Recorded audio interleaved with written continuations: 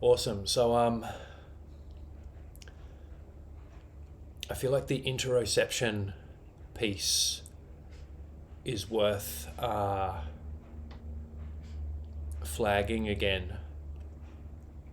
That there are many systems of exercise extremely beneficial, many systems of physical training, and so on. And here in this system, as we're working this yin yang thing, like the channels on the fronts of the legs, the channels on the backs of the legs, and the interplay between them, the channels on the outsides of the legs, the channels on the insides of the legs, and the interplay between them, the yin yang interplay between clarity and strength of muscle activation or effort, and the clarity and strength of the signal of softening and relaxation.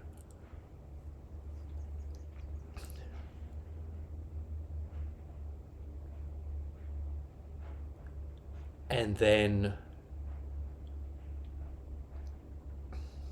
the breath awareness in the middle of this. So we have all of these little things which are like windows into the overall state of our, like the overall yin yang balance, if you like, of our autonomic nervous system. Are we getting more activated and stressed, which is good when it's good? Are we getting more calm and relaxed, which is also good when it's good? But becoming artists of this requires us to be reading our bodily signals to a pretty high degree, where we're working on like, okay, I can feel some calming, cool.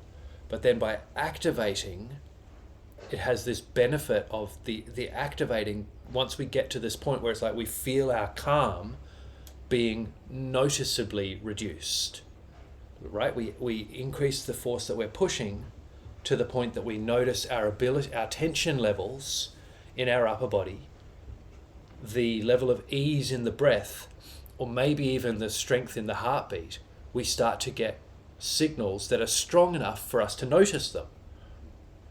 And this is awesome because it's like, oh cool, I've noticed that the activation is strong enough. It's reached a point where my calming is being noticeably disturbed, and I can work on it, and my calming gets noticeably better. And then I can work on activating a little bit more, and then I notice my calming get disturbed, and I notice that I'm able to reduce and deepen the relaxation. And so then by developing this skill, we're reading our bodily signals, and we start to be able to tune in to smaller and smaller increments. So firstly, we work at the point where we're able to notice it. And then through familiarity, we start to be able to notice it earlier. Oh, I increase the activation a tiny amount. This is an amazing skill in itself, to be able to control our degree of effort in very small, precise increments. This is an extremely good physical skill, to be able to control the amount of force we're applying and tune it really finely. And then we get more and more sensitive and notice, oh look, I increased my force a tiny bit, and oh, there's my calm getting a tiny bit disturbed. Look, the ease of my breath is a tiny bit disturbed, and look, I can adjust it and feel a tiny bit more softening, a tiny bit more softening. So we start off, we do it at whatever degree we need to allow us to notice. Cool, I can notice it. I notice my calm is disturbed.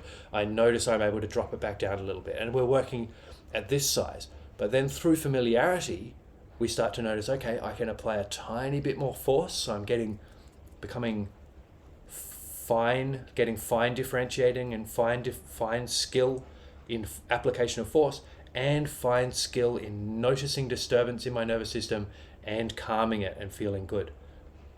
And so this can lead us into this real state of artistry of like, like getting like able to follow again. If we tune into fine differences, and then we're able to get a tiny bit of calming, then we're able to follow that and get tiny bit more, tiny bit more, tiny bit more, tiny bit more, and ride these waves of calming and activation, subtly influencing the breath, subtly noticing our blood pressure responding, our heart responding, our breath responding, our organs responding, the flesh of the whole body softening, warming, softening, warming, our hair's standing on end. Yeah, so the travel into the subtlety takes us into the like able to follow the subtle responses in the body and get gradually very, very deep responses through this